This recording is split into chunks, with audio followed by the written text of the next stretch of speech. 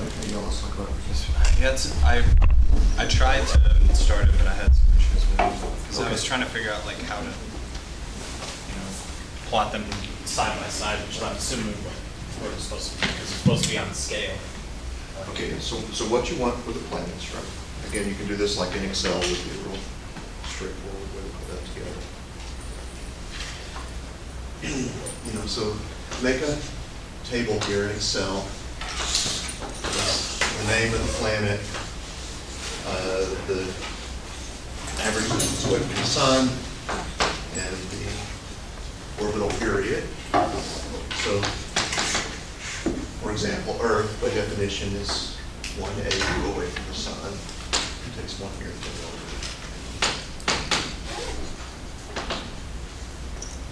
Jupiter is 5 times farther away from the sun. It's 12 years before. But look up the real numbers, not the rounded numbers that you give. And then set up another set of columns here, which are log R and log T of the numbers in these units. And it's worth paying attention to which type of log Excel is giving you. I actually don't remember. I think it's probably, I actually don't remember whether it's log 10 or log E that is the log function in Excel. It's worth checking. At the end of the day, though, it won't make actually any difference to the actual determination that you're making in this case. At the end of the day, that's what so take the logs of these numbers, with whatever base you're in, that would go to 0, 0, for example. And then ultimately you want to do a plot of these two columns. So the plot that you'll do will have either which way you want to do it. Log R on the horizontal axis. Log T on the vertical axis. But you said you could do it anyway, so there's not a reason to be log R or log T. No, you'll just get the multiplicative inverse if you do it one way or the other. So in the one way, your slope should be 3 halves, and the other way, your slope should be 2/3. And it also won't be affected by what type of log that you take. So we looked at this the other day, but let's look at it kind of actually from the other direction real quickly, and we'll actually pick up additionally looking at it that way. One other point that wasn't quite clear when we did it from the other direction. So, for example,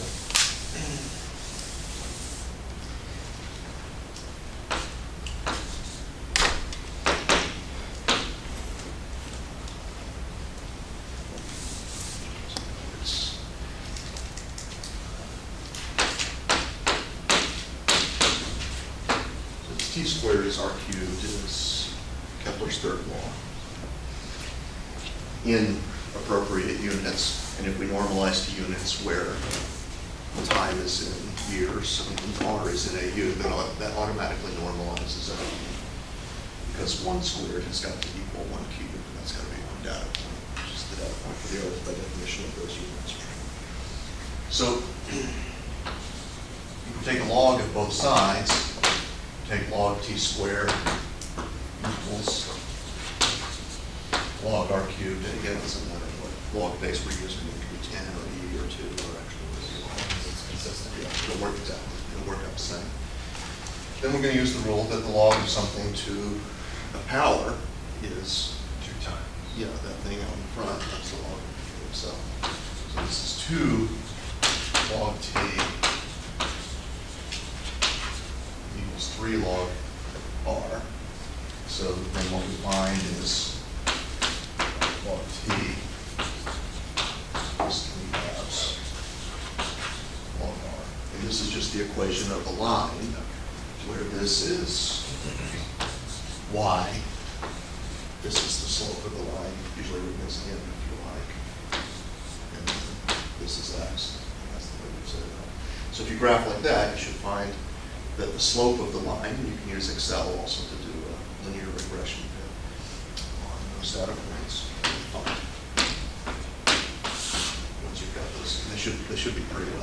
So when we're doing that, are you just trying to get us to catch a concept, or is there actually,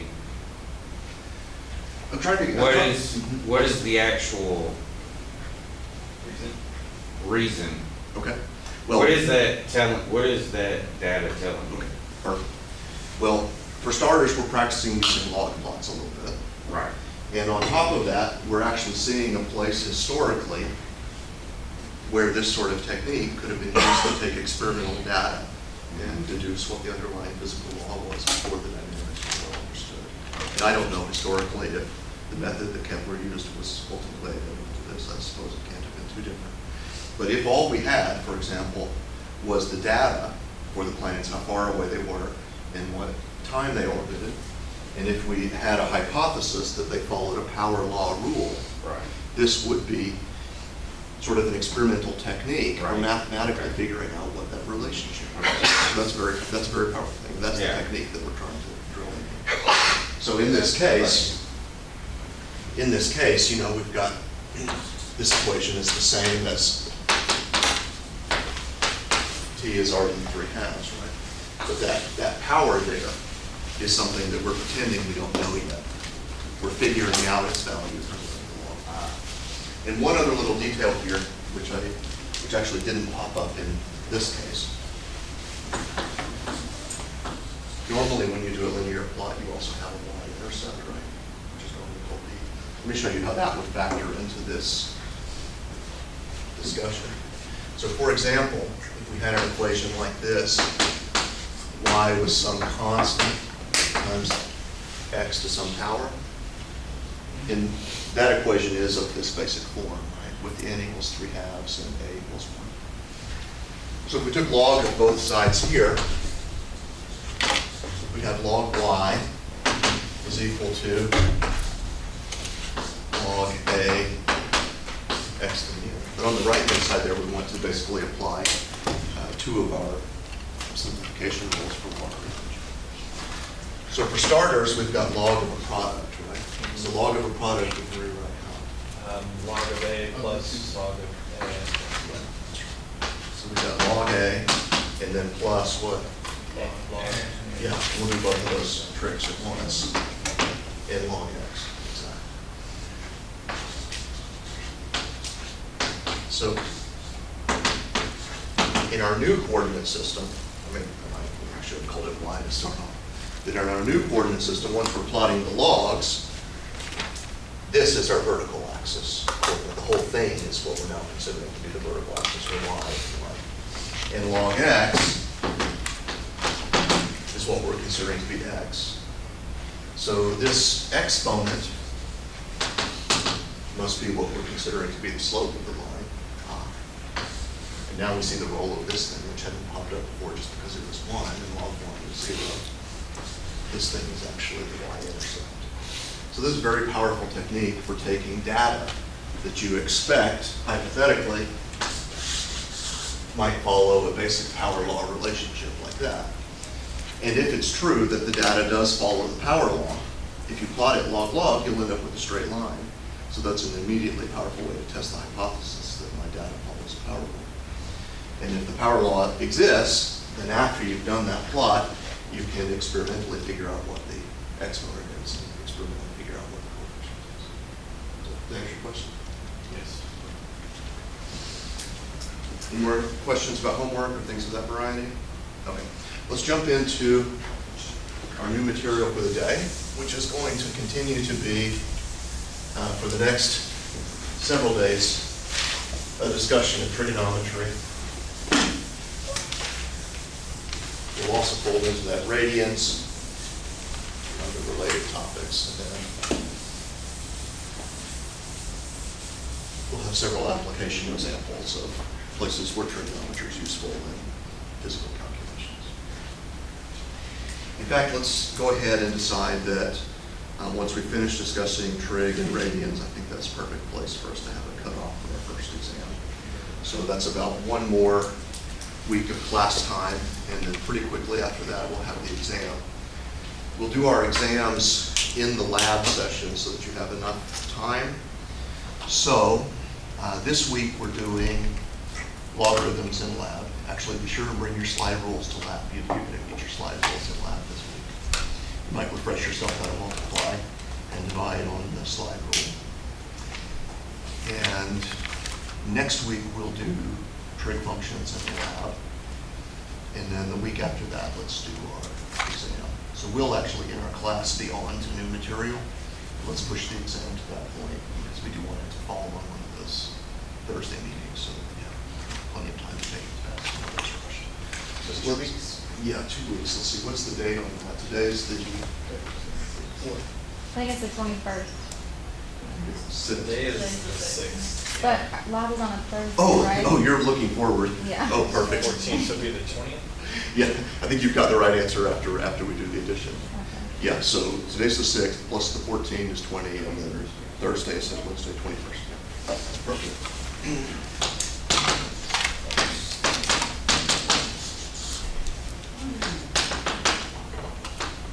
And again, we'll be well on to new material before that hits, but that's okay.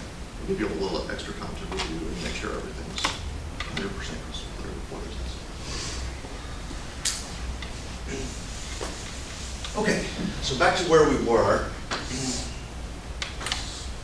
We were looking at right triangles last time, and we said relative to one of the two angles, which is not the 90-degree angle, we call one of the other theta. And we have a side, of course, which is adjacent to the angle theta, a side opposite, and then we also have the long side of the triangle. So there are three ratios, as we described last time, which are potentially relevant. Sine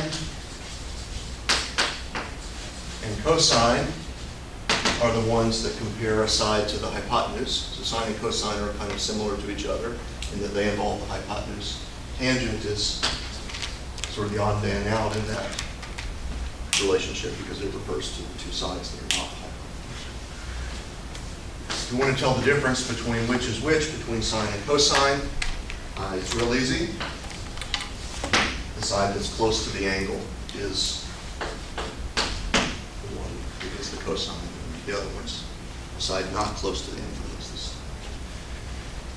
Both of these are comparison to the hypotenuse. That should also be easy to remember if you ever get confused, because sine and cosine can never be bigger than 1, so it must be that the long side's in the denominator and the short side is the denominator. Tangent then is sine or cos, or equivalently opposite or adjacent. So several things we want to do today after making those definitions. We want to see some problems where we can do a few applications of this sort of thing. And we also want to begin to broach the question of what happens if that angle actually goes beyond 90 degrees. In fact, that's a scenario that we're very often interested in. Let's talk about that next for just a few minutes. I want to make sure everyone has the intuition for that very, very clearly. So the way that one ought to imagine this is with some sort of radius here, r, which is of a fixed size. And we can think of this as the x-axis and the y-axis. And as you know, we generally define our angle conventionally to start at 0 when it's in line with the x-axis, and to increase counterclockwise or clockwise. So with that ordering, the vocabulary is that we progress as the angle is increasing through the 4 quadrants, number 1, 2, 3, 4. I'm going to suggest to you that almost all of your practical work is going to be done in the first quadrant. If you will commit as often as possible to working in the first quadrant, then life will be much simpler for you. What that means is that if you see an angle that's bigger than 90 degrees, for example, redefine your system in terms, if you can, of an angle that's smaller than 90 degrees, and then just correct for that after the calculation. The nice thing about the first quadrant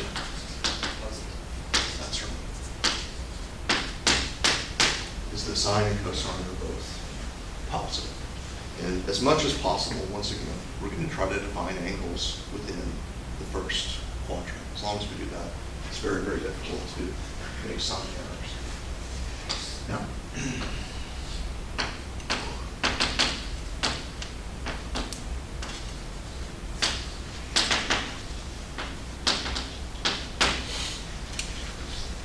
this radius r, peeking ahead a little bit into some vocabulary that we'll introduce before too long, we can call it the vector r.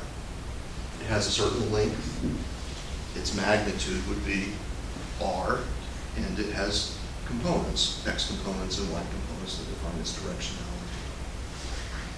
So this, several bits of vocabulary, we could say this is the projection of the vector r onto the x-axis. Does that vocabulary make more or less good sense to everybody? We could say this is the projection of the vector r onto the y-axis. Or we could say it's the y component of r and the x component of r. So the x component and the y component, as always, both start off proportional to the hypotenuse. But they're smaller than the hypotenuse by some amount. And the amount by which they're smaller, of course, is just that trig function. If we write it the other way, dividing by r, this is just our main definition, right? Sine theta is y over r. In other words, opposite side over hypotenuse. And cos theta is x over r. In other words, adjacent and close side over hypotenuse. But I think the most efficient way to think about it, the most streamlined way to think about it, the most natural way to think about it, is like this. The short sides of the triangle are both proportional to the long side times a trig factor which reduces them. I think that's the cleanest way conceptually to think about it. Now, as you recognize, if this angle keeps increasing,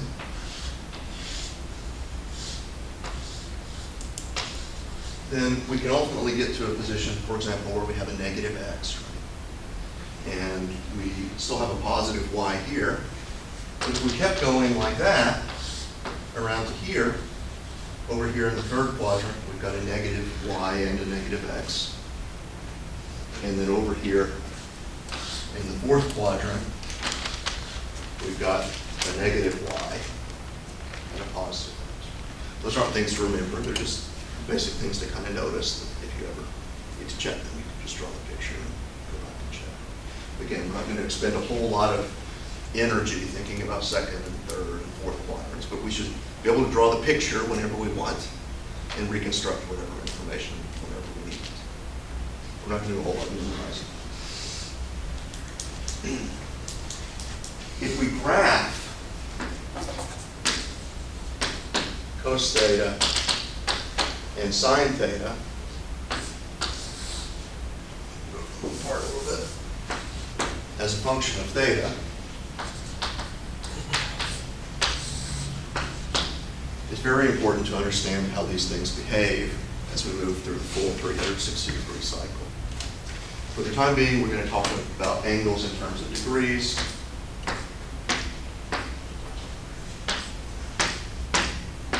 And we'll continue talking about angles in terms of degrees for the whole semester. But before too long, we're going to introduce this concept of radians again, which you've probably at least seen once or 2 times before. We'll see how you relate it to each other. So the big idea, of course, is that once you go all the way around, you're back where you started, and it starts over again. So these functions are periodic. Once we get to 360 degrees, we don't need to really think about the behavior anymore because relative to that, outside of that, it just repeats. 180 degrees halfway, 90, 270.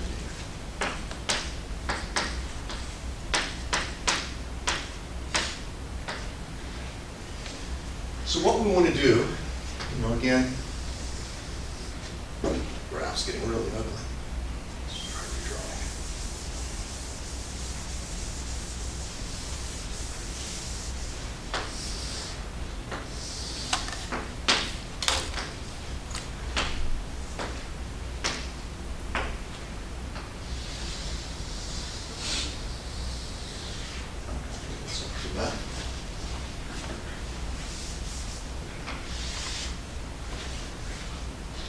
what we want to do is to imagine this circle of positions that would be traced out if we stayed a constant distance away from the origin. So obviously, if we had a string, we'd draw a better circle than that for starters. But if we had a string and we stretched it out with a fixed radius, then tracing that string out would give us a circle. And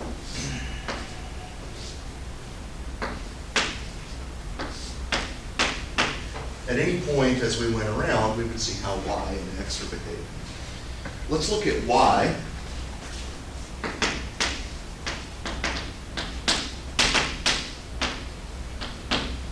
Which in this context is r cos theta, as long as that's theta. But one more time, don't ever remember that y is associated with sine. Please don't remember that because it's not always true.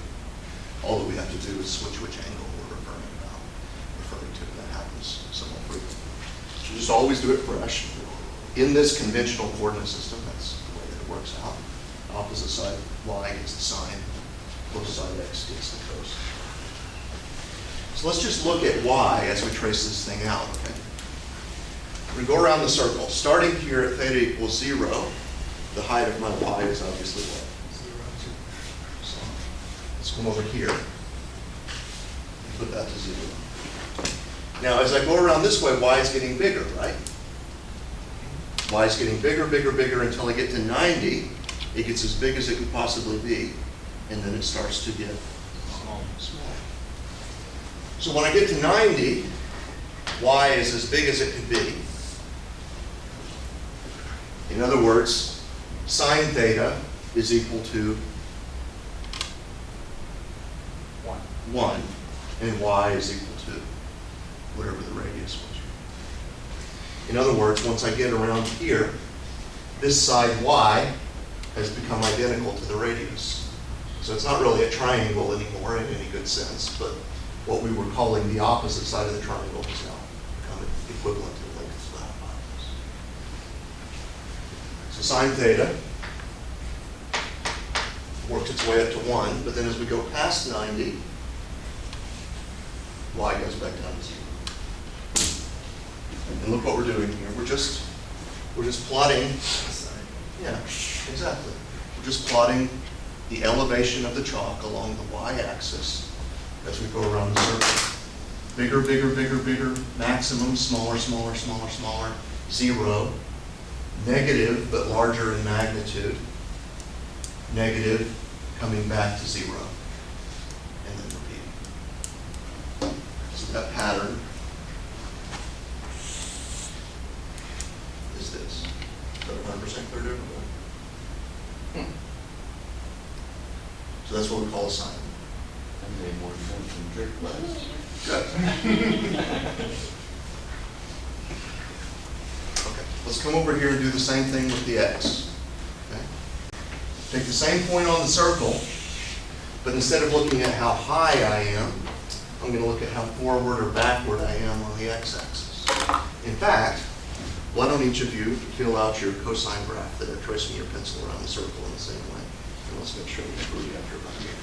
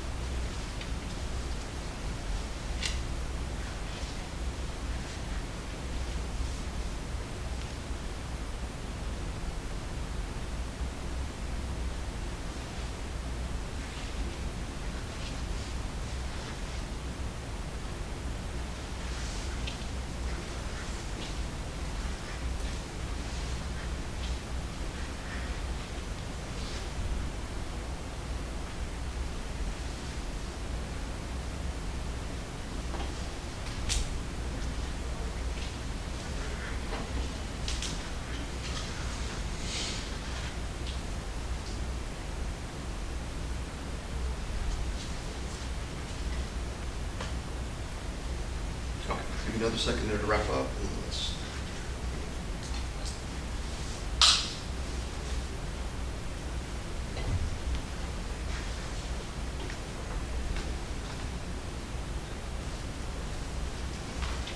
so let's look at this together. going to go around the circle again. Just seeing how we move back and forth along this axis. So we start off at where? 1. Or x starts off at r. Cos theta starts off at exactly. We're going to come around this way. We're getting smaller. Once we get to 90, cosine has gone to 0. So everybody start off like that? Now x is going to go negative, but getting bigger, all the way to -1 for cos theta. Starts to get smaller again, then it goes positive and it comes back. So we should have had.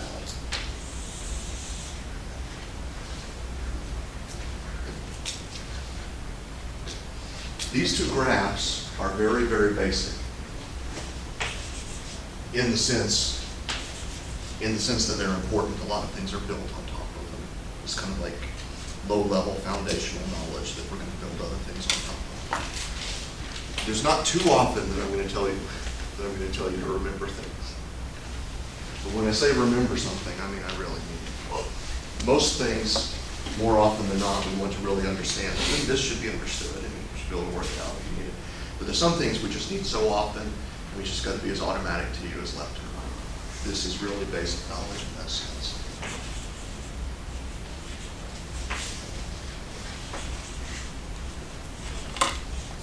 Make sure we remember those two graphs.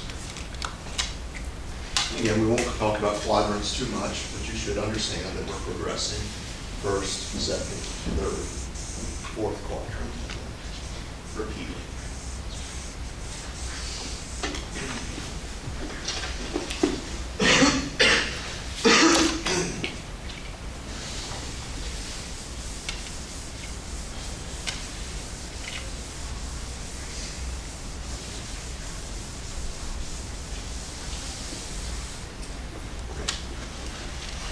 So we'll come back to this, of course, over and over and over. I'm going to switch gears just a little bit and do some examples of types of problems we can solve with basic trigonometry.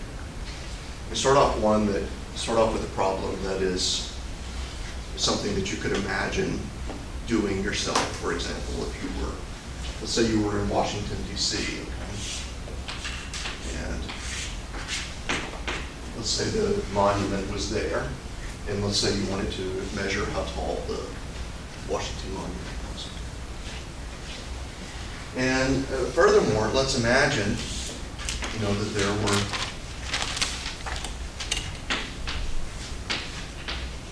I don't know that this is really the case. Imagine that there were trees or barriers, or maybe there was some construction going on in the chapels, and there was a perimeter set up and you couldn't get any closer. So let's imagine that this is the closest point you could get to, and for some reason you didn't feel like Googling how tall the Washington Monument is. Drop your phone in the pool. Yeah. Well, let's do imagine that you had with you a protractor, maybe, or at least a protractor app. Let's imagine that one way or another you're capable of measuring that angle. And then you pull back a farther distance, so back to here, you walk some distance back, and let's say you're also capable of measuring that angle. And since you were free to walk this distance right there, you're also free to lay down a tape measure. Those are all places you're allowed to be. And you lay down a tape measure and you measure that distance. So let's put some numbers in here. And I'm not pretending these will be realistic numbers for the Washington Monument. Let's just pick some numbers for examples.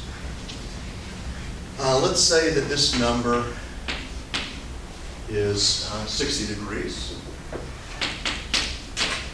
And let's say that that number is 20 degrees. And let's say hypothetically that this distance is 300 meters. Distance. So, from this, I'm going to suggest to you that we actually have enough information to solve for a couple of things. We use a little bit of trigonometry. So the thing that we want to figure out is height of the monument. And just from our diagram, I think the angles are not too bad in terms of, I think those numbers are reasonably close to what's been drawn. So this is more or less to scale. You know, one could kind of guess if that's 300, maybe we're looking at 250, 260, something here, just ballpark. But let's do the calculation, and let's see if we can write down enough equations to solve simultaneously for H and D. So there's two things we don't know here, and I'm claiming we have enough information to solve the system. Remains to be verified that we do. But if we want to solve for two things, how many equations do we better write down? Two. So we better write down two equations, and the two things we're looking for, it better at least each be referred to in one of the two equations. And if that's true, and the equations are not somehow degenerate with each other, we should be able to solve. Okay, so what I'd like for you to do is to look at this drawing. Try to find the right triangles. Always a good first place to look. Try to find the right triangles, and then see if you can make a couple of statements in terms of trig functions that reference the things we know and the things we don't know. Any suggestions? You're asking? Yeah. You can verify the top two angles based on assuming that the base of the Wansling Monument will create a right triangle, or a right angle. Okay, let's make a right angle there. So it is true that if that's a right angle, this is 60, that would be 30. It's true. I don't know that it's immediately helpful. I think you should take the sign of the H. Okay, so if we set up a sine function where h was the opposite side, for example, we could say sine 60 is h over that. It's true. May not be the most helpful thing we can do. So let's try as much as possible. You know, for example, these lengths over here, at the end of the day, we'll be able to figure them out as well. But they're not the ones we're interested in. Right? So let's try not to refer to them. Let's get the tangent.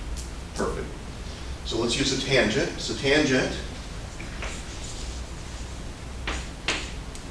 which angle do you want to take the tangent of? 20. Okay. So tan 20 equals what? H Good. over 300 plus D. Exactly. Everyone agree with that? Perfect. So we've got one equation. That's exactly right. Anything else I could do? Tangent of 60 Good. is H over D. Okay. Good. So we've got two equations, each of which in this case refer to our two unknowns, yeah. And they both seem to be true. We should be able to solve. So let's scoot things around a little bit. For starters here, I'm not crazy about having my d's down at the bottom there if I can help it. So let's bring our d's up to the top and start to rearrange our equations. So it looks like we have 300 plus d times tan 20 is h, and then d tan 60 is also equal to h. So at this point, I have several different options, right?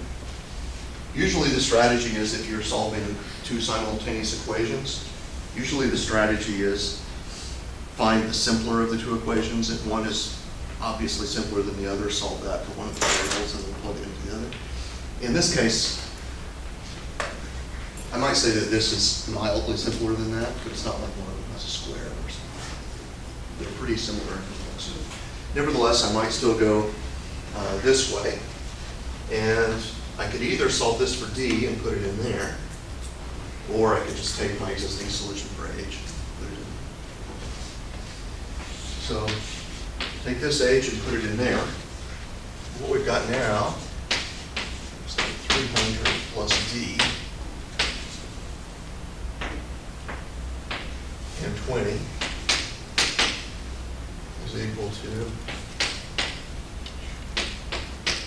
D 1060. So the thing I want to know is there and there. What should I do next?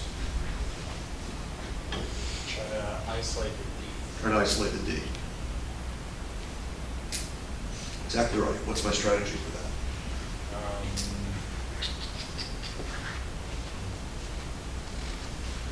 You try to divide tangent 20 to the other side. I don't know that that will help a whole lot. No? I don't know that that will help a whole lot.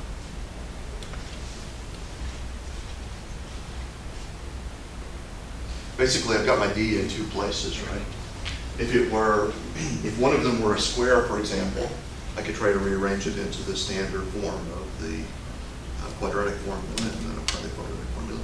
In this case, both D's are linear, right? So what I really want to do is just merge them together, get a single D with a mixed coefficient.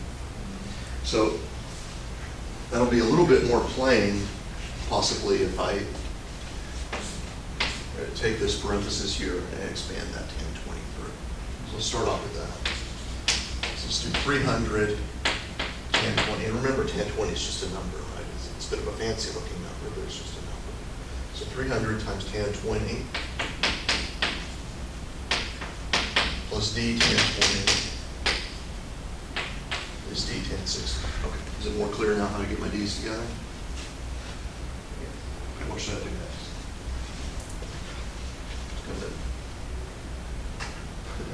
Swipe right, send this guy over to the other side of the equation.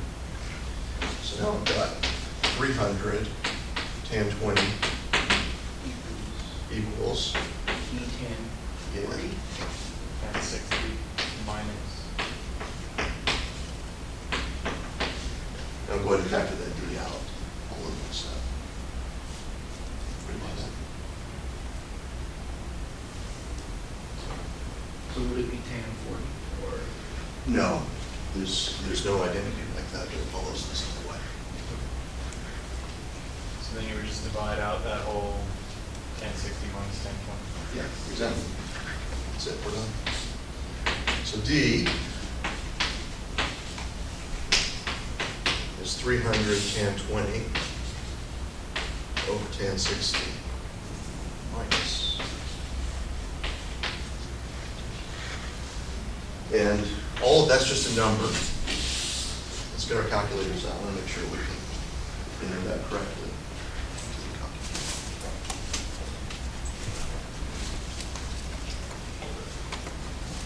So for starters, we intend these numbers to be degrees, so calculators are better to be degrees both on radians.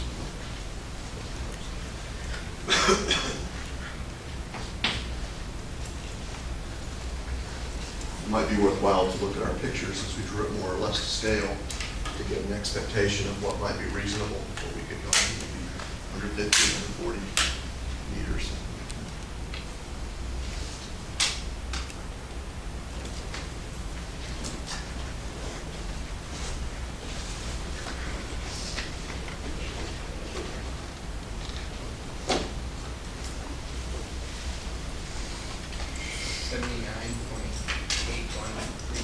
Okay, so my picture's not as unstable as I thought.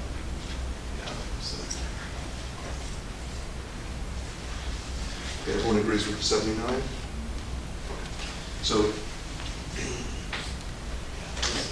you are putting parentheses there in the division, right?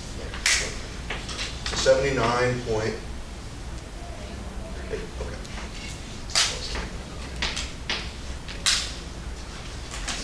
And at this point, all we've got to do to find H is just go back to that equation. So now we have D. So H, we've already got that written in fact. H is D times 1060. So D we know is 79.8 times 1060. What do we get? 138.24.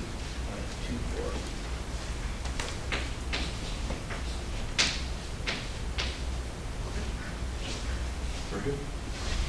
Dickinson Supervisor. We're going to look next at a mechanics problem. This is a little more of a physics problem. And in fact,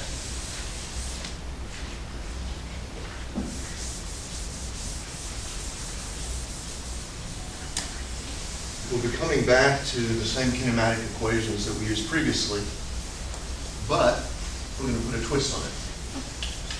Previously, we were using our kinematic equations all in one direction. We're going to set up two-directional motion problems now. And you can guess that if we have two-dimensional problems, we're going to be interested in things like angles. If we're interested in things like angles, that means this is a trig application in conjunction with the algebra application. Before we go any further,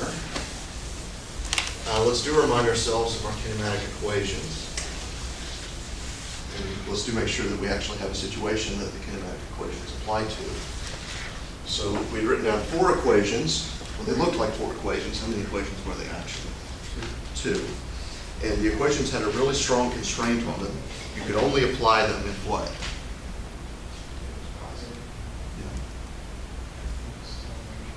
If the acceleration is constant. So we'd better also make sure again that we have a situation where there's constant acceleration. And they don't even make sense actually to apply. It's not constant. So let's see what we have.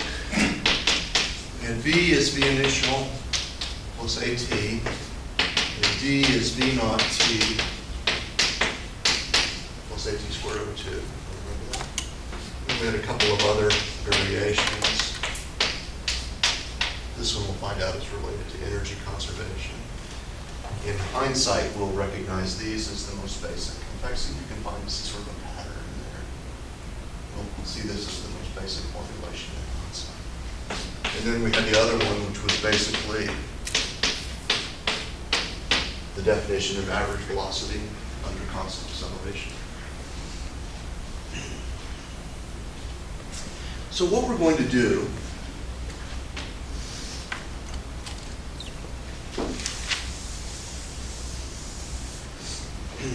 is imagine that we've got some sort of object. It could be an arrow or a bullet or a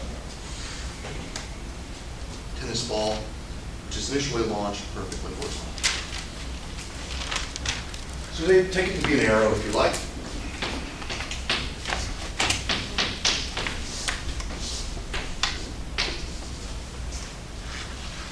So we're going to shoot this arrow horizontally. Now the arrow has some aerodynamic implications from the fins. It's not really going to disrupt anything too much in this house. The point basically though, well the fins are there to kind of keep it tipped forward, right? Keep it stabilized in essence. But the point is basically that the arrow is going to continue to fall as it moves forward. Anyone who's ever done target shooting at range knows that you have to correct your sights to allow for the bullet, for example, to fall on its way towards the target. Any sort of situation. If you're shooting a basket, you don't want to throw the ball straight at the basket. You want to throw the ball a little above the basket to allow for the fact that it's going to fall as it works its way there. At the Super Bowl a couple of days ago, same sort of thing. If your initial launch angle for the field goal was below the elevation of the goalposts, not very likely to go in. You shoot the thing a little bit above to allow for the fact that it falls as it's moving forward. In fact, that's basically the most important thing about two-dimensional kinematics to understand.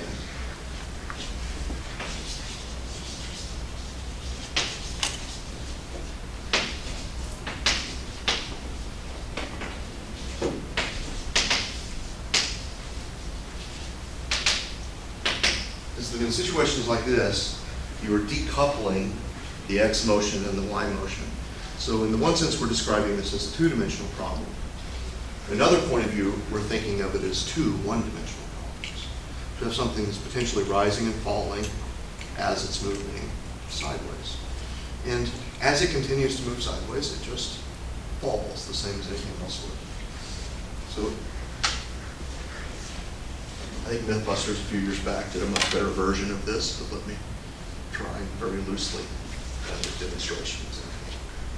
So I'm going to try throwing something sideways. Now I've got to be careful because if I throw it up or down, I'm going to affect the outcome. I'm going to try as much as possible to throw this thing perfectly sideways at the same instant that I drop this one. So, you could hear it wasn't perfect, but it wasn't perfect, but pretty much in the same line. The fact that the thing's moving sideways doesn't have anything to do directly with that. It's simultaneously falling. We split those two things apart. All of our variables, we're going to put indices on. So we're going to talk about distance traveled in the x, subscripts, distance traveled in the y. We're going to split those apart from each other. Those are different variables that don't talk to each other. We've got initial velocity in the x, initial velocity in the y, final velocity in the x, final velocity in the y. We've got acceleration in the x, we've got acceleration in the y. And what have I not mentioned yet? Time. Am I going to put an x and a y in my time? That's the one. That's the one exception. That's going to be the link. That's the only link that's going to bridge the across motion to the up and down motion. So in a problem like this, let's imagine that we shoot the arrow straight sideways with some speed. Let's say that its initial speed is 30 meters per second. That's about how many miles per hour, roughly? Remember a rule of thumb? About two, about twice. So this is about 60 miles. It's car speed. Very easily achieved by assembling arrows. And let's start this thing. 2 meters, that's going to be a pretty tall archer. Let's go 1.5 meters above the ground. And this thing, as you might guess, as it travels sideways, is basically going to be doing that. At any given little point here, it's moving forward and down. Look what's happening. Its downward motion is getting kind of increasingly profound compared to its horizontal motion. You could say that this line starts off with a zero slope, but the relationship between the x and the y velocity is continuously changing, right? The line's getting steeper and steeper in the negative. What's happening is that our horizontal speed is just going to be constant. There's no reason for the thing to speed up or slow down sideways. So gravity's not pulling it sideways, it's not falling sideways. It's only falling down. And the end result should be just the same as if I dropped a rock and it fell 1.5 meters. And I can figure out how long that would take. In that amount of time, my arrow also moves sideways based on its constant speed. So that's the key. It's going to be constant speed in the horizontal. It's not falling sideways, no reason to speed up or slow down. How am I going to encode that into my equations? And by the way, we'll traditionally set our coordinates up like that. So x for the horizontal, y for the vertical will be traditional. Positive to the right, positive up will be traditional. How am I going to encode the fact that the thing doesn't speed up as it moves sideways? The v initial y is equal to the v final y. Okay, that's good. So v initial y equals v final y. So the horizontal velocity didn't change. That's exactly right. There's another way to say that also. Acceleration. Acceleration in the y direction is zero. It is constant, but it has also a particular value for that constant, the value of 0. So it's neither speeding up nor slowing down to x. So ax equals 0. Ay, on the other hand, if it's freely falling, ay will just be what? Yeah, negative. Perfect. So in these two-dimensional problems, there are cases where it's more complicated. Ooh, we're just about out of time. So let me say this last thing real quick for the day, and we'll get the numbers out of that next time. So in these two-dimensional problems, there are cases where it's more complicated and things are a little folded together. But usually, the strategy is look at your horizontal motion and look at your vertical motion. One of them will be simpler than the other. One of them will usually allow you to solve for time. solve one of them for time in the same give you 3, give me back 2 way. And then once you know the time, put it back into the other. In this setup, which motion is easier to start with, the horizontal or the vertical? I don't think so. In the horizontal, what do I know? Okay, I know the velocity and I know the acceleration. You could say I know 3 things, but that's a bit of a cheat. I know the initial and final velocity and the acceleration, but I can't use that in any productive way. Those are bundled together with the acceleration. In the vertical direction, what do I know? I know the height, so distance, yeah, I know the distance traveled, which would be negative 1.5 down. I know the acceleration, which would be negative 9.8. That's 2. I need a third in that direction. Do I have a third? I can figure out the time, but in order to figure out the time, I need a third starting condition. Initial velocity, what is it? 0. 0, at least if you trust the way that I've done the drawing. The drawing was designed to imply that it was shot horizontally to start off. So the initial velocity. So basically, it's just dropping something down 1.5 meters. How long does that take? And then once I figure out how long it takes, how far sideways would you move in that time that it crosses? Make good sense to everybody? Okay. When we meet back next time, we're going to go through that, and then we're going to talk about this angle right there, and that's going to be our trigonometry. See you next time.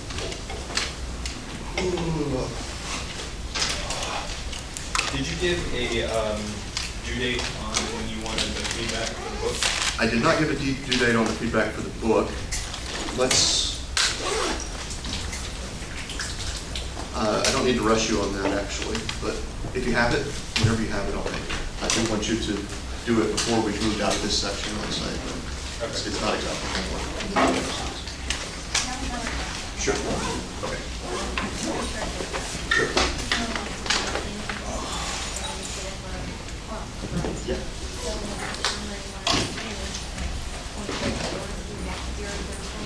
Yeah, exactly. Okay. Yeah, but set up a formula, right? So in this column, put the formula is 2 to the n over 24, and then just copy and paste all the way down into the grills.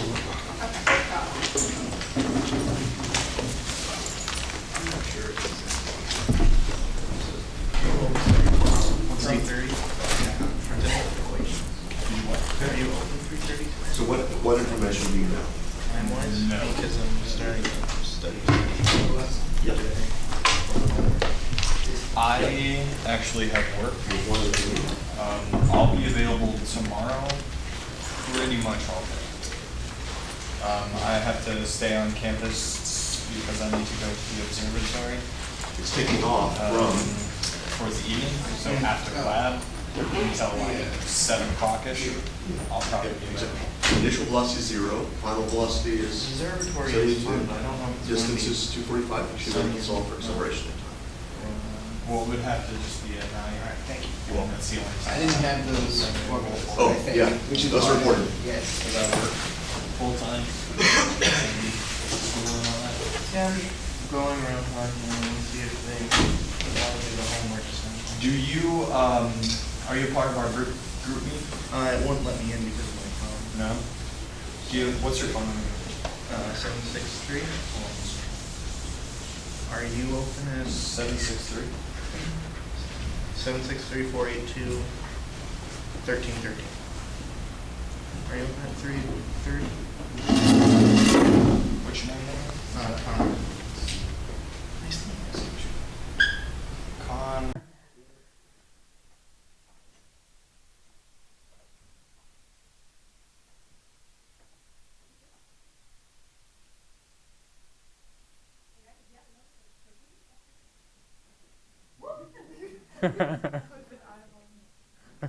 Just waiting on an invitation.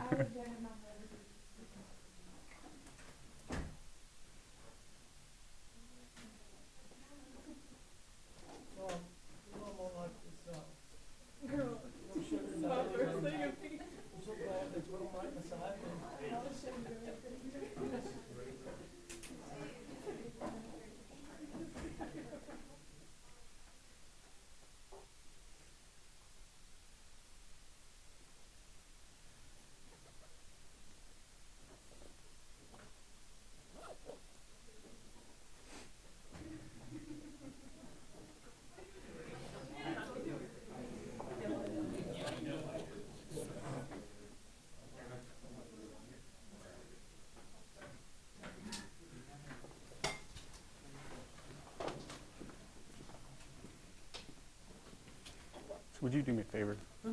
While I'm talking, just take a picture. Okay, no Just problem. double click power. It comes on. Take a few if you don't mind. Okay.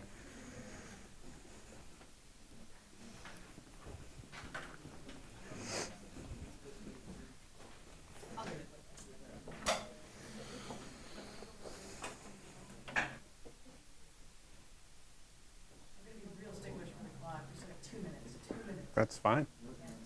Not that there's any others raised at all that could be occupied.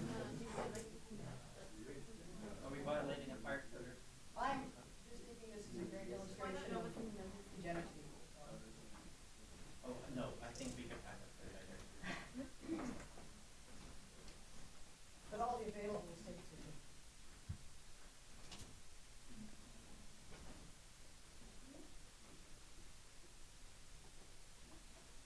This is an amazingly good turnout. Yeah. You know, everybody is really excited to find out about gravitational waves because they're freaking cool.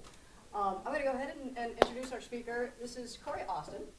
He's currently a PhD candidate at LSU, working with LIGO, which is the Laser Interferometry Gravitational Wave Observatory.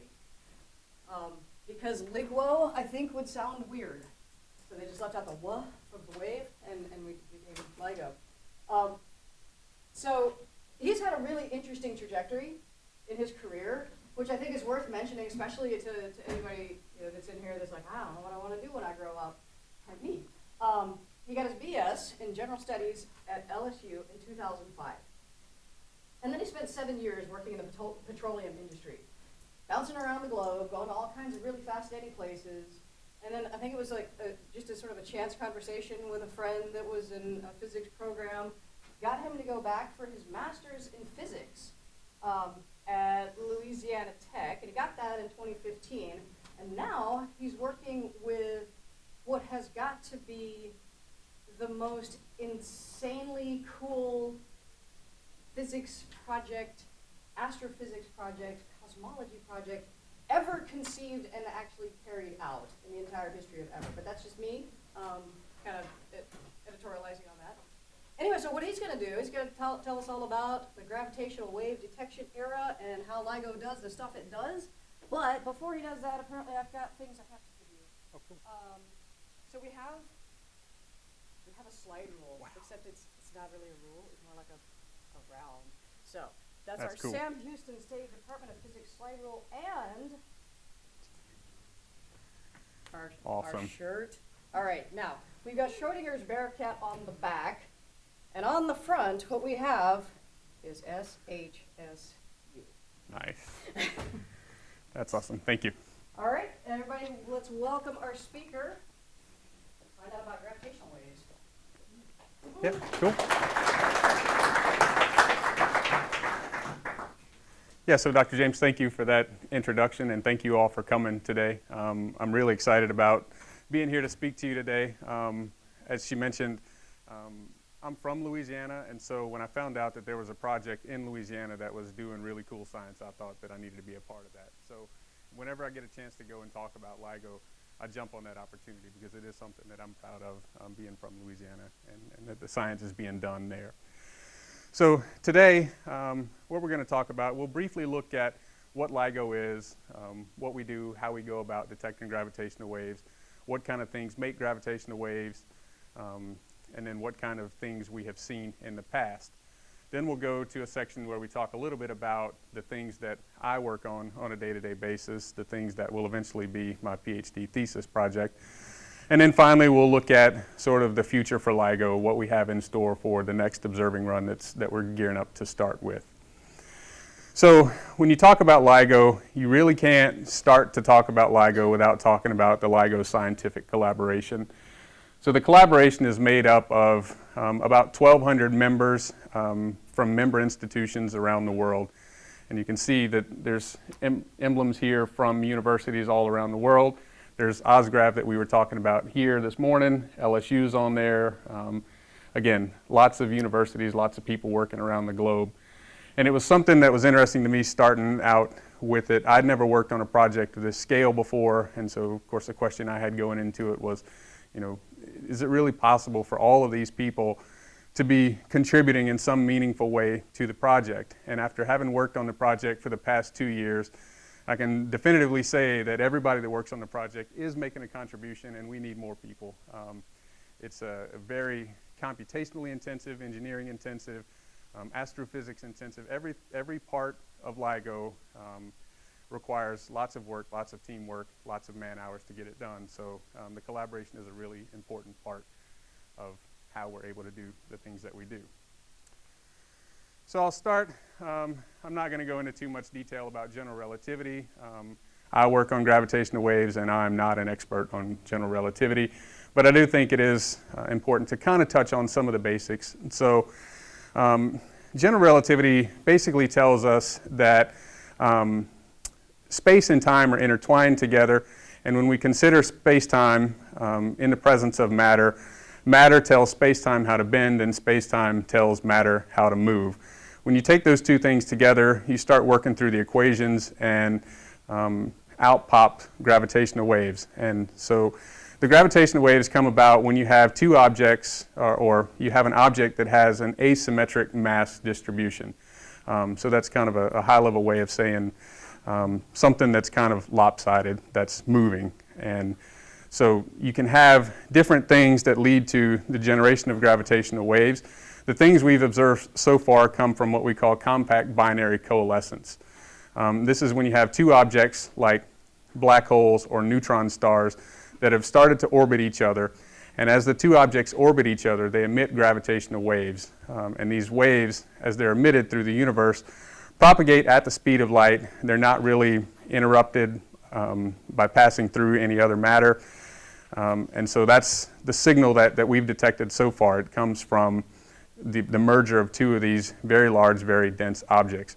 But there are other sources of gravitational waves that we may be able to one day detect. So the next thing that's listed there is continuous wave gravitational waves. Those come from things like pulsar, which are rapidly spinning neutron stars. And these things, they emit gravitational waves as they spin. Some of the energy is lost to the gravitational waves, but essentially over a long period of time, the frequency that these pulsars spin at is essentially continuous. And so the signal we would see from that would just be a constant signal, and we would have to look for a long time to be able to pick that signal out of the background. Another potential source for gravitational waves comes from supernova. So as a star goes supernova, there's a process where the star sort of collapses on itself and expands and collapses and expands. And in that process of collapsing and expanding, if some asymmetry arises, so if one side is expanding more than the other side, that can start to generate gravitational waves, and there's a chance that we could detect those. The last real source that we consider for gravitational waves at LIGO comes from the stochastic background.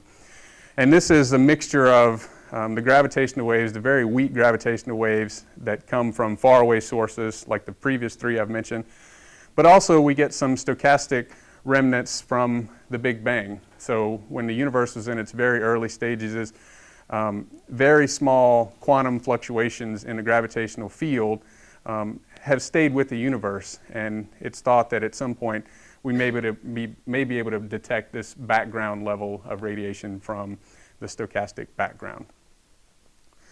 So there's a lot of different sources of gravitational waves. The one thing you probably may have noticed is that all these sources that I talked about are really big, really dense objects. The reason for that is that space is really stiff. And what we're talking about with gravitational waves is we're talking about distorting this space-time. And it's really stiff, so it's really hard to bend space-time, as you can imagine. And so the only chance we have for detecting gravitational waves, unlike electromagnetic radiation, which there are a lot of similarities between the two, but with electromagnetic radiation, we can feasibly build a generator of that radiation. So we can build things like radios that can send out electric signals, and then we have an antenna that receives that signal.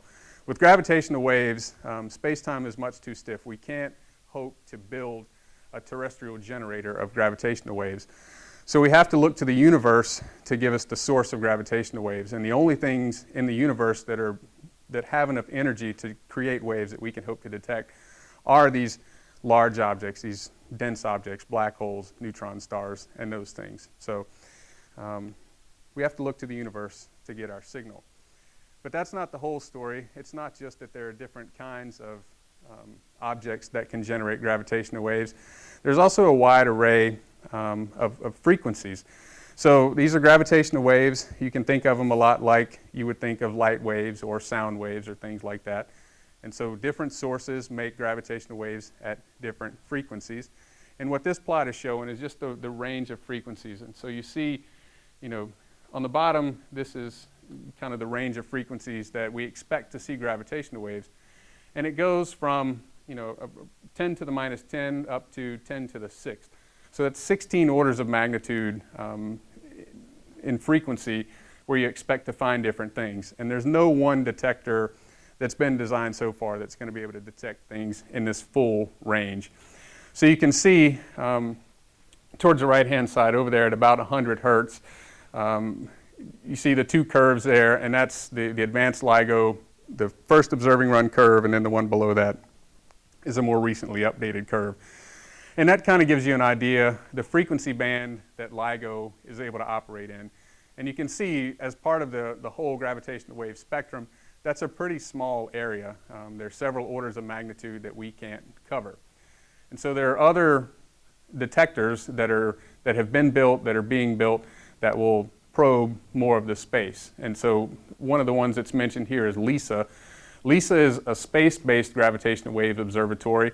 It follows many of the same principles that LIGO does, but because it's in space, they don't have to deal with the biggest problem we have, and that problem is the ground moving. So what we're trying to do is measure very small changes in space-time that are caused by gravitational waves passing through the detector. What we don't want to measure are the very small, or for us, the very large motion caused by things like trains passing by or trees falling or ocean waves hitting the beach or the wind blowing the side of the building. We don't want to measure all of that stuff. So we have seismic isolation systems that limit the amount of that noise that gets into the detector. But because our detector sits on the ground, we are limited at these sort of lower frequencies where these noises enter into the detector. So the idea behind the space-based detector is that it wouldn't have to deal with this ground motion, and so they would be able to sense things at lower frequencies. Why that's important, you can see on the chart here it's labeled that LIGO kind of sees compact binary in spirals, and then the LISA program would see something called massive binaries. What that's talking about, they're the same objects. We're talking about black holes, in the case of LIGO, neutron stars and black holes. In the case of LISA, it'll just be large black holes. But the idea there is that we have these two heavy objects that start to rotate around each other. As they rotate around each other, they generate gravitational radiation, and some of the energy of the orbit goes away. So the two objects get closer together. And as they get closer together, they begin to rotate faster and faster. And so that's where the frequency comes from. And you'll see in some plots that as the objects get closer, this frequency goes up in frequency towards the merger. What happens with large objects is that because they're so large, they don't get close enough to each other to get the high frequency motion that LIGO can detect. So they merge at distances that are further apart, which means that they merge at frequencies that are lower than what LIGO can detect. So that's why LISA is proposed to go and detect some of these larger mergers that LIGO probably couldn't detect. So how does LIGO do it? How are we able to detect these tiny, tiny changes in space-time? Well, this is a diagram, and this is actually a simplified diagram. It's not the most simple diagram, but it's far from the full picture. But I think this kind of gives you an idea of what we do. So we measure gravitational waves by sensing the change in length of the two arms of the interferometer. And so just a little bit about interferometry. Essentially what we do is we send light from a laser towards a beam splitter, which is labeled BS in this picture. And I have an illustration in the next slide that will show this a little bit better than what I'm going to say. But essentially the light goes to the beam splitter, and half the light goes down one arm, half the light goes down the other arm. It goes down the arms, bounces off the mirrors, comes back, recombines at the beam splitter, and then goes to the detection port.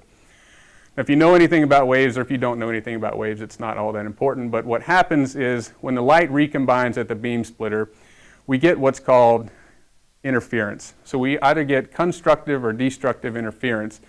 And it's like bouncing on a trampoline. If your friend's bouncing on a trampoline and you catch it just right, then it's going to make you bounce higher. Same thing with light waves. If the two waves arrive and we get constructive interference, we get a really bright spot at the output port. But if the two waves are offset so that one's going up while the other one is going down, then those two waves essentially cancel each other out. And so we get very little light at the detection port. As a gravitational wave passes through the detector, it changes the length of the arms. As the length of those arms change, then what we call the interference condition at the output port changes.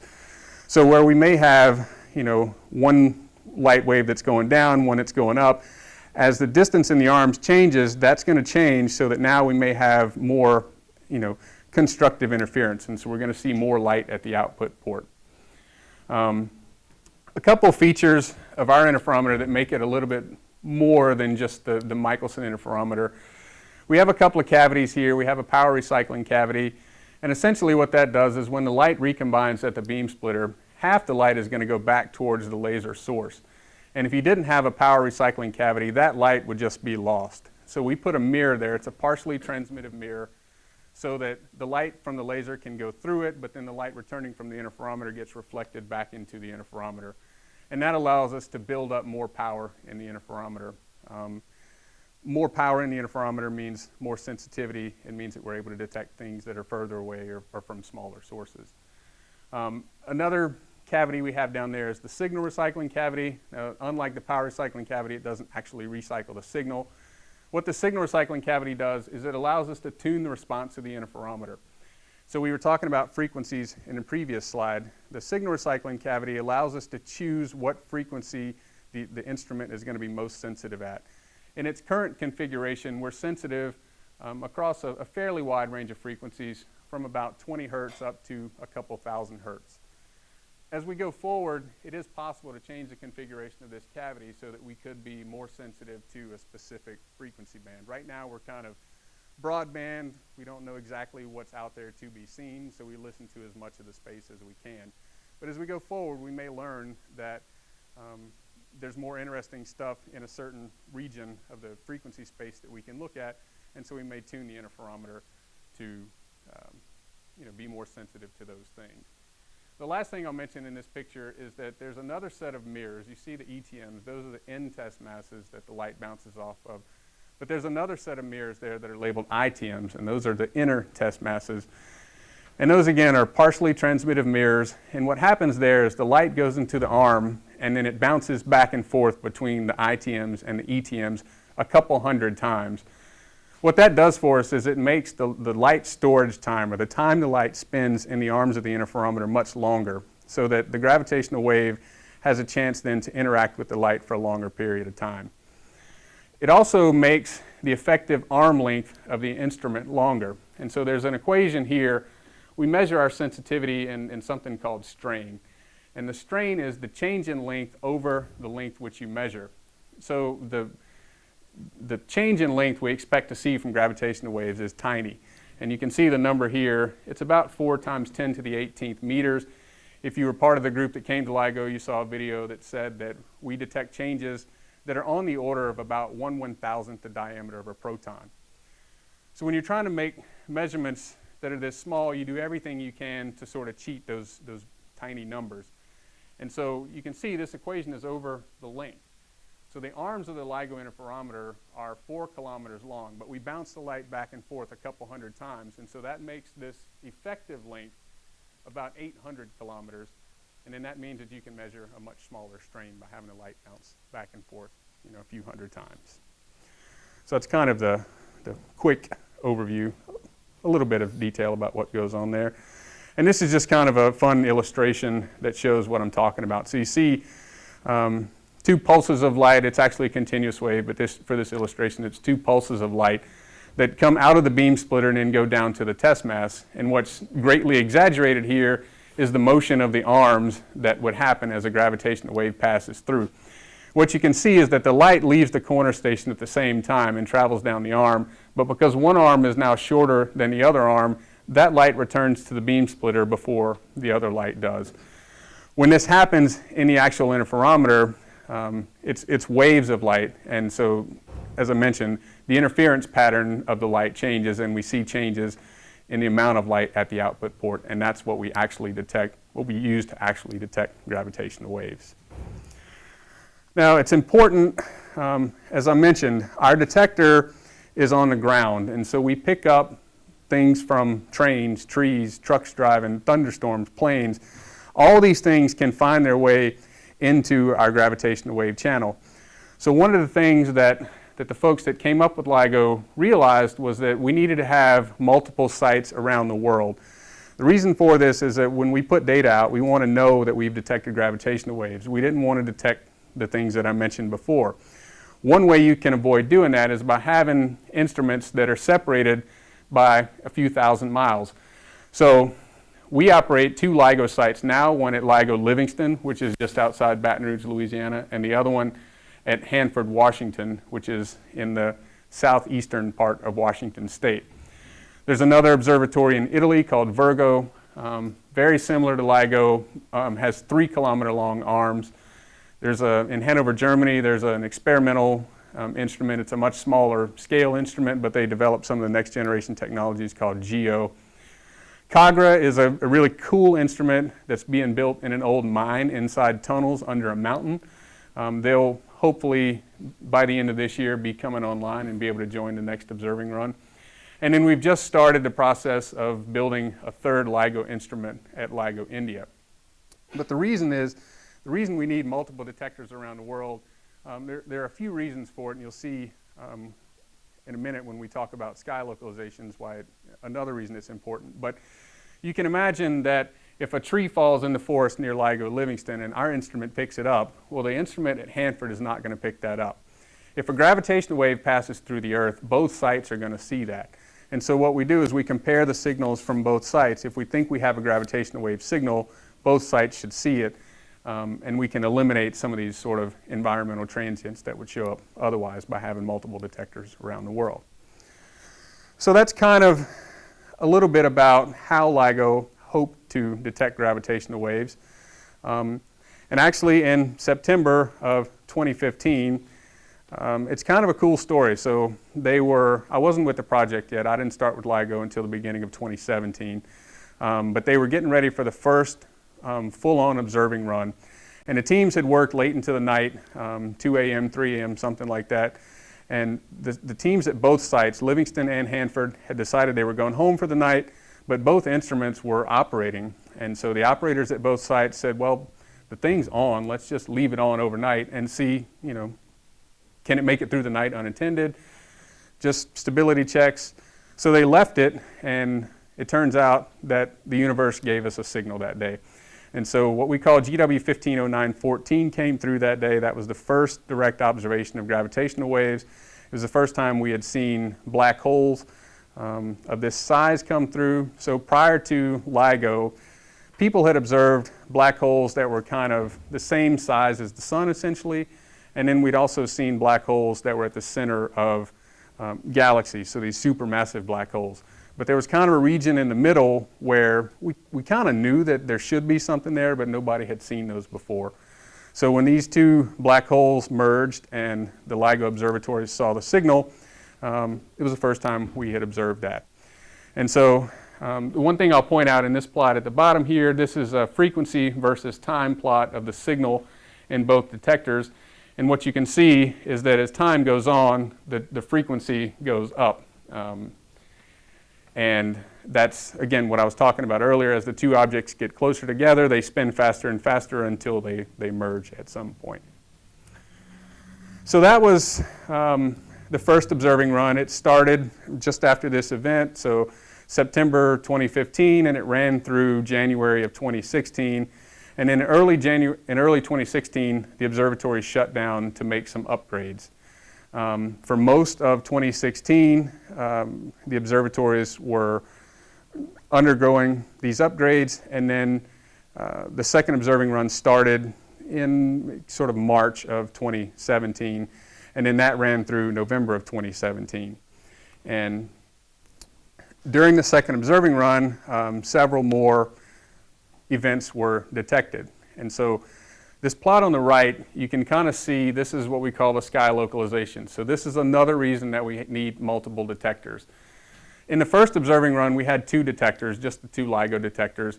In the middle of the third observing run, the Virgo detector joined the network, so there was a 3-detector network of gravitational wave detectors. And the sky localization is essentially LIGO telling the astronomical community where in the sky this event originated from. And what you can see is that the first few, anything that says, GW or LVT 15 is from the first observing run, and then this GW 170104 is from before Virgo joined. And you basically get a big banana-shaped slice of the sky. And so if you tell an astronomer, hey, something happened over there in this huge strip of the sky, there's no chance that they can find anything. It's just too big an area to look at. And so just like GPS, if you bring in a third detector, now you can greatly narrow down the region that you have to look in to see this. And so on August 14th of 2017, we had the first what we call triple coincidence detection. And so this was, Virgo had joined the observing run, and 2 black holes merged, and all 3 detectors saw this signal. And so what you can see on this map, if you look at 170814, the area of the sky was localized, to a much smaller region than we were able to do with 2 detectors. And then 3 days later, something really cool happened. And that's over there on the right, that's GW 170817. Again, this was a 3-detector detection. A little bit different in that Virgo didn't actually see a signal. The event was loud enough Virgo should have seen a signal. The fact that they didn't told us that it had to have originated in a part of the sky that the Virgo detector was blind to. So the interferometers look basically through the whole sky, but we do have an antenna pattern.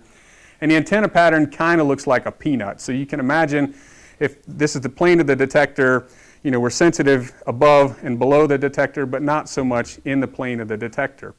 So when Virgo didn't see a signal, that told us that it had to have come from the region of the sky that they can't see very well. And then the other 2 detectors gave us a picture that showed us, a very reasonable sized area of the sky to look at. And so when this event came through, LIGO and also Fermi, who saw gamma rays, sent out alerts, and telescopes around the world pointed to this area of the sky, and eventually they saw something. And so this is kind of the beginning of what we call multi-messenger astronomy. So this event was 2 neutron stars that had merged. Prior to this and since then, the only thing we've seen are black holes. When black holes merge, we don't expect to see a whole lot in the way of light coming from that. I mean, by definition, black holes mean that light can't escape from that. So when 2 of those things merge, you don't really expect to see a whole lot. Neutron stars are a little bit different. When neutron stars merge, there were theories that maybe some object would be created after that and we would be able to see that. So when these 2 neutron stars merged, we sent the alert out. Astronomers pointed telescopes around the world to look at this area, and they started seeing stuff right after we sent the alert out. So the first telescope, the first optical telescope to see anything was the Swope telescope. And they pointed at this galaxy, and you can see in all these pictures there's this little dot at the crosshair. That dot wasn't there before GW 170817 was detected. So that was really cool. We'd gotten a signal, we sent an alert out, told people to look in this area of the sky. They looked in that area of the sky and they saw something. So that was pretty exciting. From that, a lot of new physics came out. A lot of things that people had been thinking about for a long time were able to be tested. Some of those things were the propagation speed of gravitational waves. So general relativity predicts that gravitational waves are going to travel at the speed of light, but it's hard to test that theory. Again, space is stiff. It's hard to make things travel. It's hard to generate gravitational waves. And so what this gave us was we got gravitational waves from the merger, and we got light from the merger. So we were able to basically time the 2 and see that gravitational waves do, in fact, propagate at the speed of light. Another important observation here was the neutron star equation of state. So with black holes, they're essentially incompressible. You can't make it any smaller than it is. And as the 2 black holes orbit each other, they're basically perfect spheres going around each other. With neutron stars, there was an open question about how squishy neutron stars are. They're not as dense as black holes, but they're more dense than a normal star. So as they go around each other, there could be some deformation. So they're not a perfect sphere anymore. They've started to bend a little bit. And there were predictions made about this, but this was the first time that people were able to sort of test those predictions. Another thing we were able to do is to make a measurement of the Hubble constant. So you've probably heard that the universe is expanding, and depending on where you are in the universe is expanding at different rates. The Hubble constant is a measure of how fast the universe is expanding as a function of the distance from the observer source.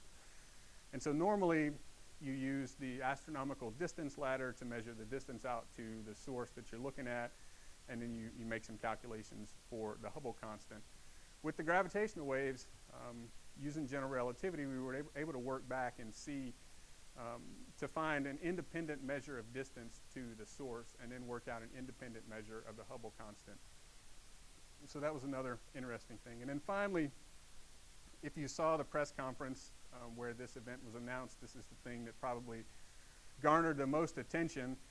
But when these two objects, two neutron stars merged, one of the things that was predicted and observed was these R processes were observed for the first time. And these R processes are where things like gold and platinum are made. So we knew these things exist in the universe. There were theories about where these things came from, but in the observation of the remnant object, which became known as a kilonova, they were able to look at, in the top right, you can see some spectra up there. Astronomers were able to look at these spectra over the few days after the event occurred, and you can see the absorption lines in the spectra for some of these heavy elements being made. So it was the first time that these heavy elements had actually been, the making of these heavy elements had actually been witnessed. So this is a picture that kind of shows, it shows the three detectors, the two LIGO detectors and the Virgo detector. But then all of these blue dots, including in space, were telescopes that pointed to that region of the sky. And if I go back briefly, you can see on this, this sort of section, all of those little vertical lines are where people sent an alert out that they were looking, their telescope was pointed in this region, looking for that area, and then all of the little circles are actually observations. So it was a global event. The gravitational wave and astronomy community came together to observe this thing, and a lot of really cool science came out of that. Another interesting thing with the neutron-star merger, again, I've mentioned it a couple times. As these two objects go around each other, they start to increase in speed. When I was talking about LISA, I said that larger objects merge before, quickly. So they're large objects. They collide with each other while they're still pretty far away. So the signal that we get from black hole mergers are relatively short. You can see the scale at the bottom of this plot is 2 seconds. The first gravitational wave that came through, 150914, was much less than half a second in the detector. It was a very loud signal because they were large objects that were relatively close, but it was a very short signal. Before the neutron star observation, the longest signal we'd seen was just under 2 minutes. And so with the neutron star, because they're smaller objects, they're orbiting for a longer period of time.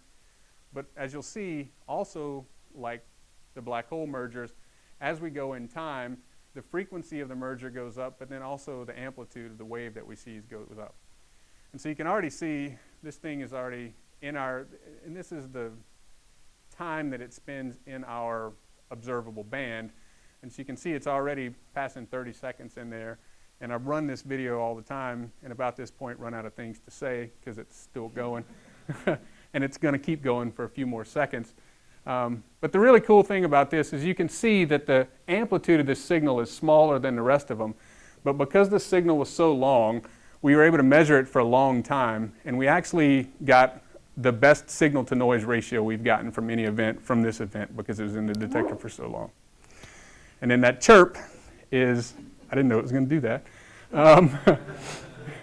But you hear that if you come to LIGO. So that's kind of the characteristic sound of the gravitational waves. And you can see it in this picture. So this is from a recently published paper. It's the O2 catalog paper. So essentially, our astrophysical partners went back and reviewed the data from the first and second observing run. One of the candidate events was elevated to an actual detection.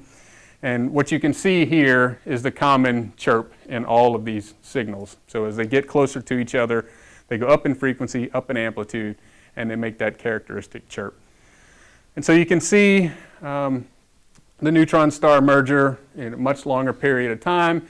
The other interesting thing is that the very first gravitational wave merger that we saw is still the loudest that we've seen. So the signal to noise was was better for the neutron-star merger, but the amplitude of the signal was still biggest from the very first signal we saw. So we still talk about it, how lucky they were that first time. Like the universe couldn't have handed them a better present at that time than they got. So that's really cool. So now that's kind of where LIGO was, as I started working on the project. So I'll spend just a couple minutes talking about what I work on. This is a crazy curve, but essentially what matters here, this blue curve on top is the sensitivity of the LIGO instrument. And you can imagine this as being a measure of the background noise. And so a good way to think about it is if you're in a crowded room and a lot of people are talking, there's a lot of noise, and your friend is on the other side of the room and they try to say something to you, it's really hard to pick out what they're saying from the noise. So if you can make the noise go down in the room, then it becomes easier to pick out what your friend is saying across the room. It's the same thing here. So the gravitational wave signal is going to pass through our sensitive band at some point. And the further we push this blue curve down, the better we're going to be able to pick out that noise from the background. So what folks like me do at the observatory is we study this blue curve and we look for little bumps in that curve to see where we can push it down. All of these other curves are just various known noise sources in the instrument. And when we take those known noise sources and add them together, we get this green curve. But you can see that in this region, the green curve doesn't quite add up to the blue curve. And that's the region that I'm interested in. So we have noise in the instrument in that area, and we don't necessarily know where that noise comes from. So that was interesting to me, and that's sort of what I started working on.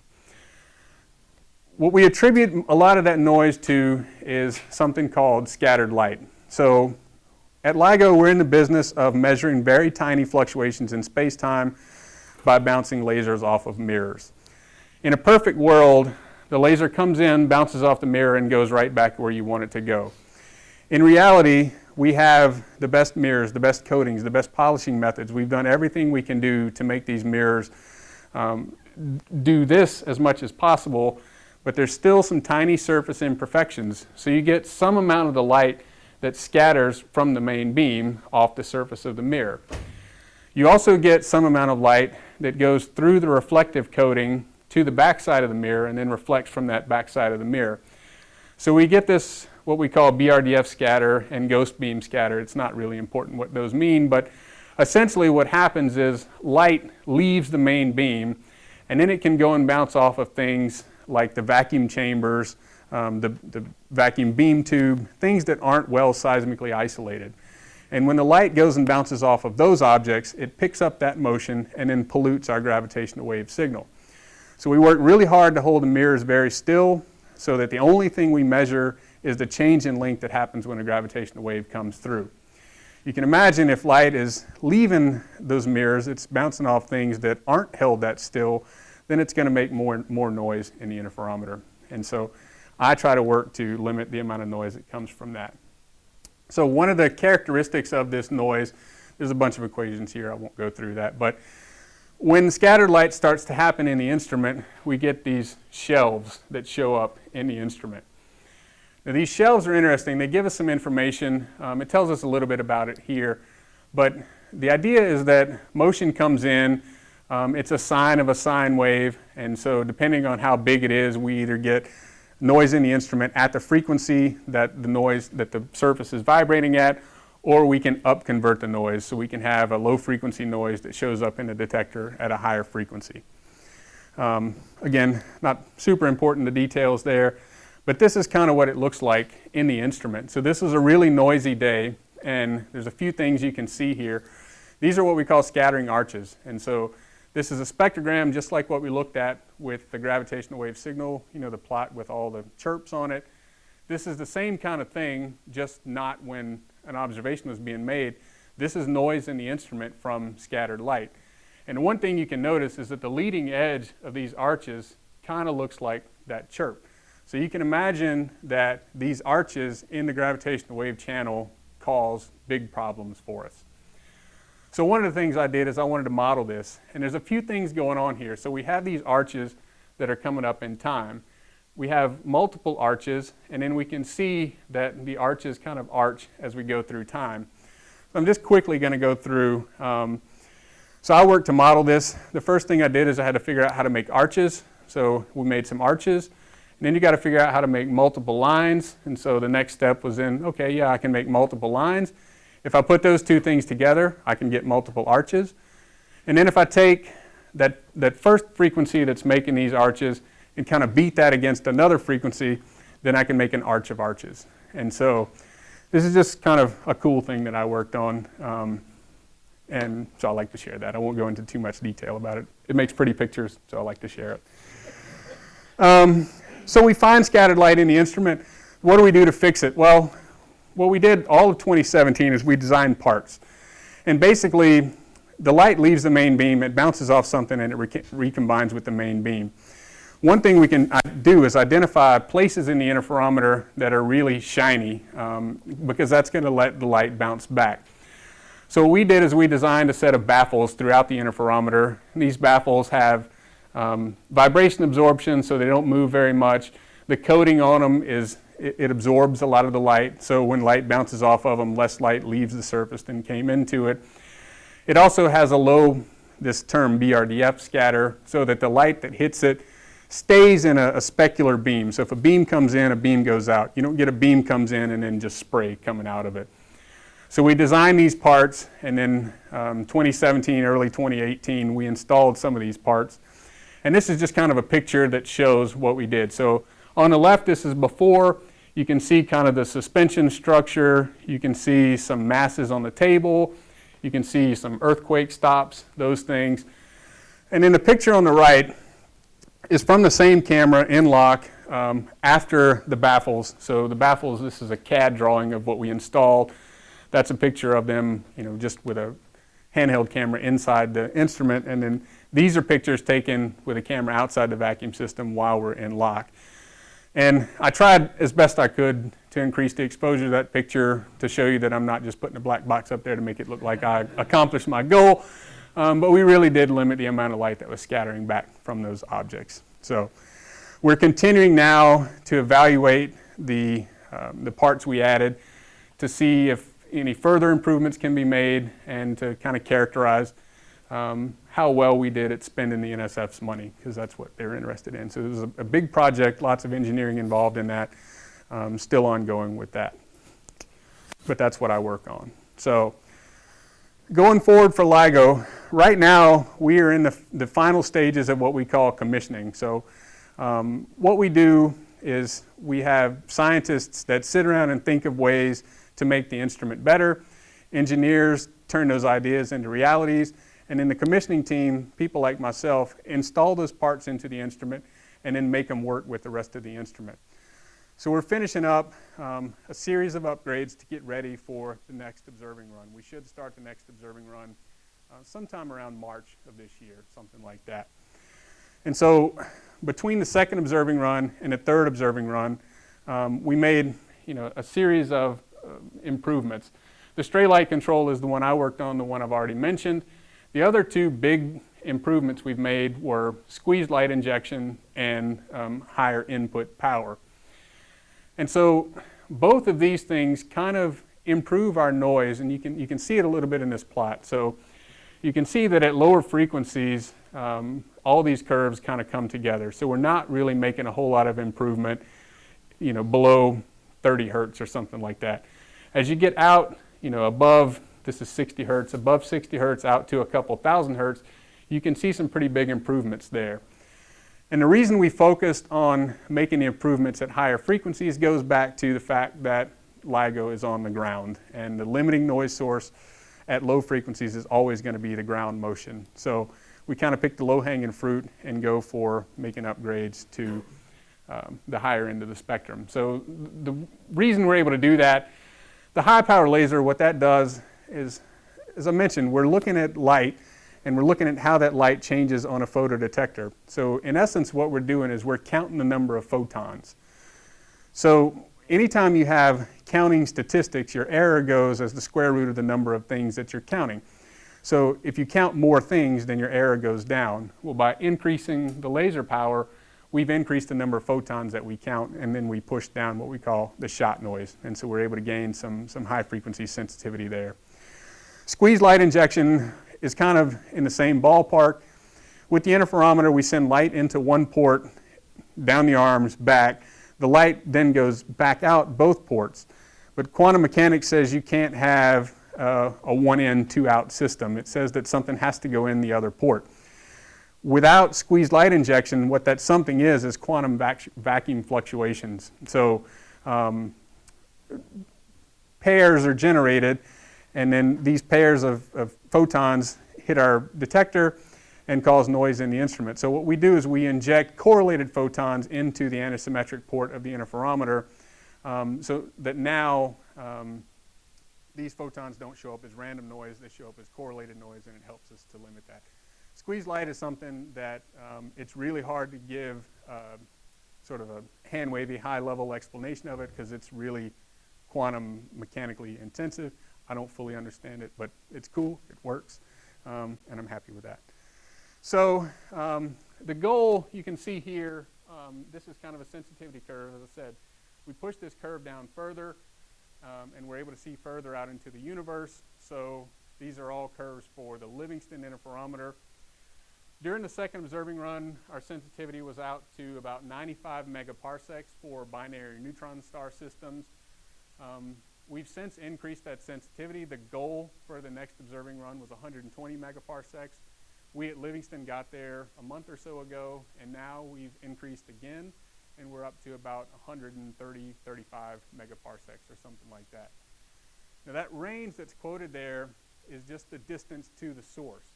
I mentioned earlier that our antenna pattern is kind of peanut shaped, so not quite spherical, but this is just the radius of our peanut shaped sphere, if you will. So when you see the range go up from 95 to 120 megaparsecs, that's 20% increase in the radius of this sphere. But then we take that and we cube it over the volume, and you start to see that you can really increase the amount of observable space that you have as you start to make these improvements. And that's illustrated a little bit in this slide that's shown here. So the bottom curve, what we talk about at LIGO, when we talk about the number of events, there's a couple things that go into that. One is the time you spend observing, and then the other one is this, the radius of this sphere, the volume of space that you are searching. And so you have a couple things. You have the sensitivity of the instrument, and then you have the number of sources that are in the volume of space that you can search. So there's quite a bit of uncertainty in exactly how many events we expect to detect, but this is kind of the game we play with not just the NSF, but also the astronomical community, is that how do you justify, we've had 2 observing runs that were pretty successful, and we at the observatory have these great ideas to make the thing better. How do we justify taking this instrument down that's been successful for a year to make upgrades and get a 20% improvement? And this curve starts to show some of that. And so what you see is that had we just maintained our previous sensitivity, the curve flattens out there, but every time you make improvements, you sort of jump up in what we call VT, volume times time. And so there's always this game that we have to play. We have to justify the time we're going to be down by showing that our observing time times the volume, the gain we're going to get in volume is going to be worth the downtime that's made there. So the next thing here, this is kind of, again, there's a lot of uncertainty here. You can see, I won't go into all the details here, but these are binary neutron stars. Well, there's a couple different ways we calculate the rate of expected binary neutron star mergers. It depends on the model you use to calculate the number of sources out there. Depends on the sensitivity of the instrument. And so there are lots of uncertainties in there. And you can see that the far right column is the expected number of detections if we run the observatories for a full year. And so you can see, with the neutron stars, the rate goes down to 0. 0 is not excluded that we could observe for a year and not see another binary neutron star. But depending on the model you use, you could see up to 28 of those events. For black holes, you can see,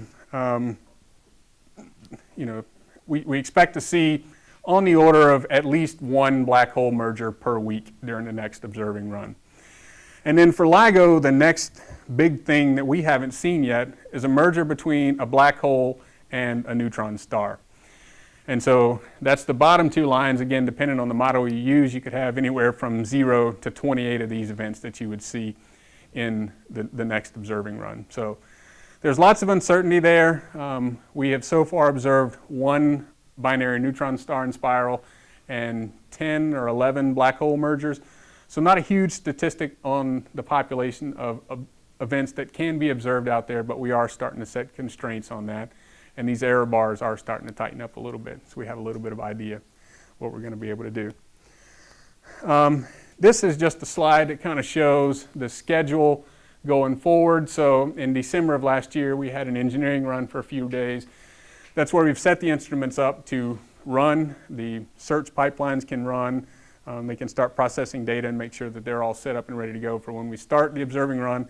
We expect to be seeing lots of events during this observing run, so it's important that all these pipelines are set up so that we can alert astronomers and we can get information out to the general public in a timely manner. So then in March of this year, we'll have another engineering run, kind of a dress rehearsal. And then March, April, we'll start the third observing run, and that's scheduled to run for at least 1 calendar year. So we'll be observing, looking for stuff. The data's still not quite going to be live, but it'll be a month or two delayed before we start putting data out from the start of the observing run. But we expect to be seeing at least one event per week and maybe more than that. So we're pretty excited to get started. It's been a lot of hard work. The second observing run ended in August of 2017. Since August of 2017, we've been working, we've taken the instruments completely apart, put them back together, got them working again, and so we're excited to see what we're going to find from that. And so I'll end here. I'll just go back. I'll leave this slide up with the LIGO scientific collaboration because, again, without all these people around the world working together, this is a project that could not have happened. So I like to end with that, emphasize that. Thank you all for the time. I've got some time for some questions if you guys have them.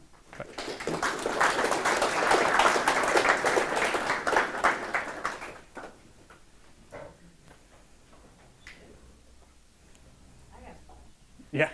So that's a lot of institutions. How many people are there at LIGO? Yeah, so the last number I heard in the collaboration, 1,200, something like that. On site, any given day, 40, 50, something like that. But it's, the arms are 2.5 miles long, people are spread out, so it doesn't feel like there are that many people there. How long do we have LIGO running for right now? Like, does it run year round? Or? Can it, or what's the question? I'm just asking, like, how long is the period supposed to last for? Yeah, so at least a year, at least a year. We have to go back and forth. We expect to be seeing lots of events. It's hard to convince the NSF to let us turn this thing off if we're seeing lots of events. So we have to come up with ideas for improvements and show them that we can win something by shutting down and making these improvements. So at least a year we'll be observing. So you have a lot of ideas you sent for improvements. Yeah. You think like in 10 or 15 years will be orders of magnitude beyond what we're doing today? Yeah, so there's actually a couple projects. In this slide, there's a green curve here that talks about A+. A+ is kind of the most we can get out of the current facilities. And then there are a couple projects, one called Voyager, one called Einstein Telescope, that are sort of the next generation of ground-based telescopes. So Voyager proposes to use 40-kilometer long arms. Einstein Telescope is a triangular-shaped ring that'll be underground in Europe. And so there are lots of thoughts, about what can be done with those things. Yeah. I remember not so long ago, the entire internet getting very excited about black paint. Yeah. Did you guys investigate whether or not that would be a nice thing to go into baffles? We have, yeah. So this Vanta Black and all these other things, yeah. So I have a colleague at Caltech, and she is tired of looking at black things because that is all she's done. The biggest thing that keeps us from using some of those exotic materials is vacuum compatibility. So I didn't mention it, but LIGO operates at ultra-high vacuum. And so some of these things, these carbon nanotube type coatings, are not super vacuum compatible. So it was something that we had to think about, and cost of different parts and things. So, yeah. Somebody else? Yeah, yeah, yeah. If you have any further questions, feel free to wrangle them afterwards. Yep. Thank you all for coming.